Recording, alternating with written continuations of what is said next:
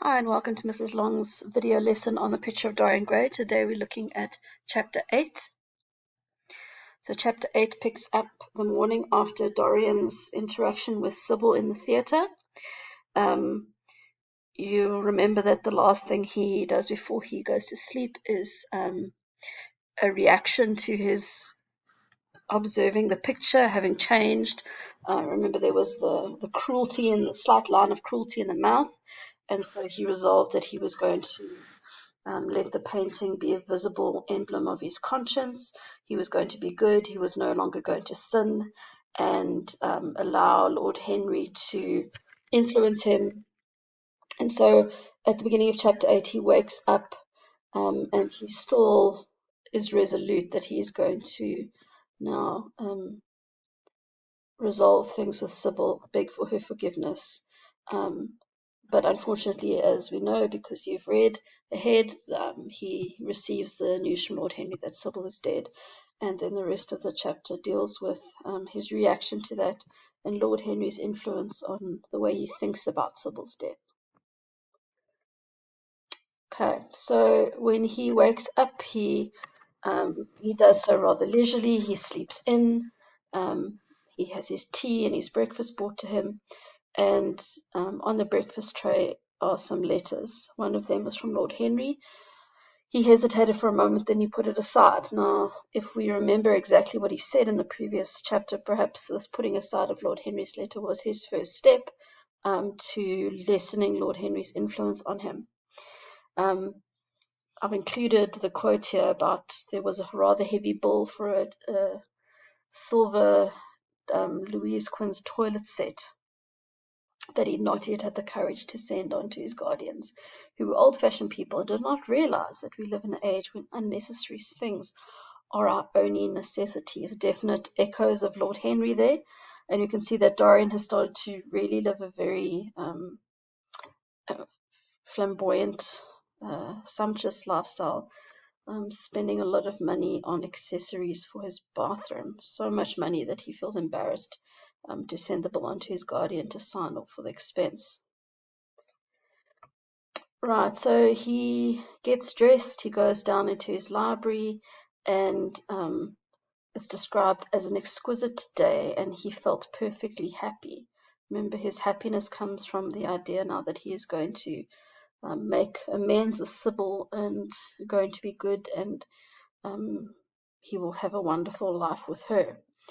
Then for a moment his eye falls on the screen that he had placed in front of the portrait, and he has a little shudder, and his valet says, "Oh, is it too cold?" And he says, "No, he's not cold." And then he wonders if it's really true, or if, it was late at night, he was upset, he'd been wandering the streets for hours. Perhaps it was just in his imagination that the painting really altered. And he says, surely it could not alter, the thing was absurd. And so he then has to wait to be alone to examine the portrait. He was afraid of certainty. This, I'm sure we've had these moments where you know something's true, but you're too scared to look. Like sometimes I remember as a pupil when you know what marks you got, but you still have that moment of apprehension before you open your report and it's all confirmed.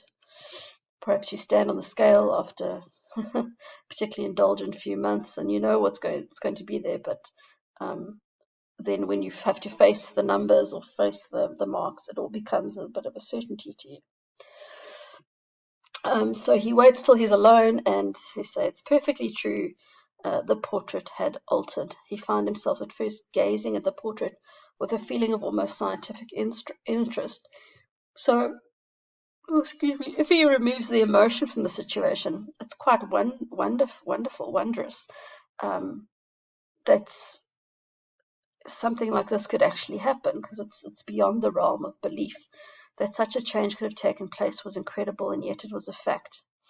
But then the reality of the situation hits him again, and the long-lasting effects of the fact that this portrait has changed start to again rest on him, and he shudders, feels afraid, and goes back and lies on the couch gazing at the picture in sickened horror.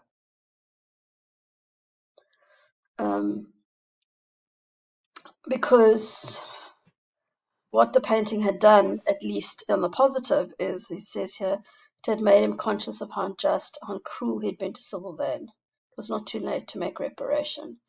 His unreal and selfish love would yield to some higher influence and would be transformed into a nobler passion. The portrait that Basil had painted of him would be a guide to him through life, would be to him what holiness is to some and conscience to others, and the fear of God to us all. Here was a visible symbol of the degradation of sin.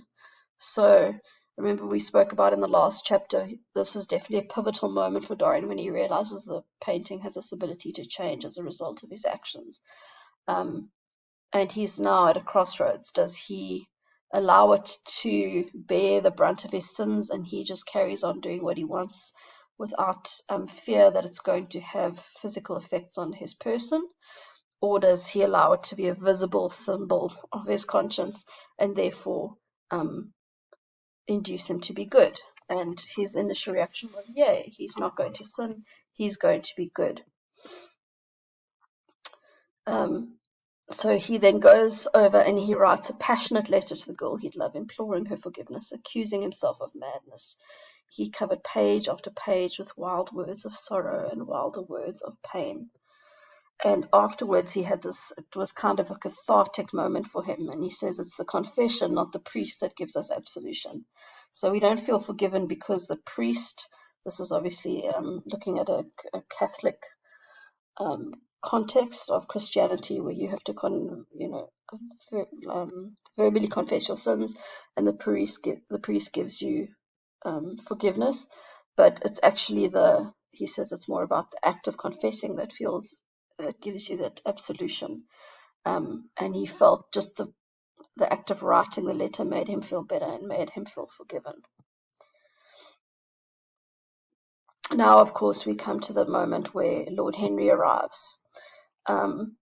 And we have, excuse me, it's not because I'm bored of myself, I promise. He has we have these few moments where Lord Henry is frustrated with Dorian, or surprised at Dorian's reaction, because he assumes Dorian has read the letter. Dorian has not read the letter. And so when he says to Dorian, it's dreadful, but it was not your fault, did you go and see her? So he's talking about her performance. And Dorian describes himself as being brutal, but it's all right. I'm not sorry for anything that has happened. It has taught me to know myself better. So Dorian is saying he's not sorry for the way he treated Sibyl, because it's now brought him this new view on life and the way he's going to behave. Of course, Lord Henry interprets it as if he's not sorry that Sibyl is dead. And he says, I'm so glad you take it that way. I was afraid you might be plunged into remorse and tearing that nice curly hair of yours.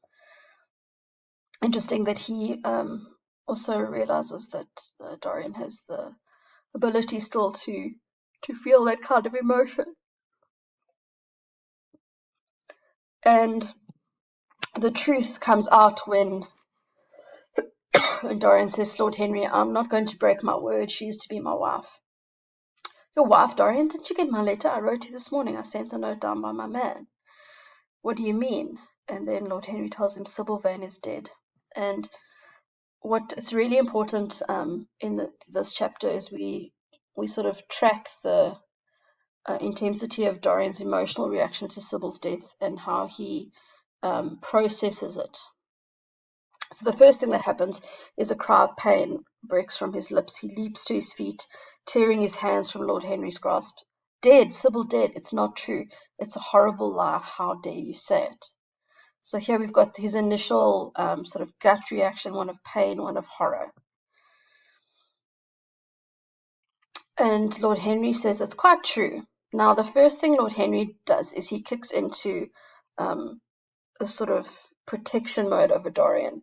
He says there's to be an inquest and you must not be mixed up in it. Things like that make a man fashionable in Paris, but in London people are so prejudiced. Here one should never make one's debut with a scandal. So he is concerned that Dorian remains as far removed from Sybyl's death as possible, so as there is no stain about his reputation. And he explains that there's no doubt it was not an accident, but it must be put that way to the public. Okay, so they found her lying dead on the floor of her dressing room. She had swallowed something by mistake, or not by mistake, probably.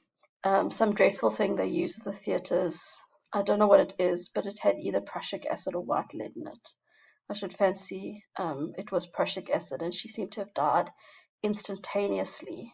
Harry, Harry, it is terrible, cried the lad. And Dorian immediately then comes, because Sybil Vane's death is most likely a suicide, he says, I have murdered her as surely as if I had cut her little throat with a knife. So initially feels a sense of guilt and responsibility. Now look at his next reaction. So he's had shock when he finds out she's dead, emotion when he finds out how she dies, guilt when he realizes it's probably his response. But then immediately he says, yet the roses are not less lovely. Interesting. Again, floral imagery linked to Sibyl. The birds sing just as happily. How extraordinarily dramatic life is. Because Lord Henry has asked him to dine and then go to the opera that night. And he says, if I'd read it in a book, I would have wept over it. But somehow that has happened actually to me. It seems far too wonderful for tears. So there's a sense of removal. He looks around him and he says, but life is carrying on.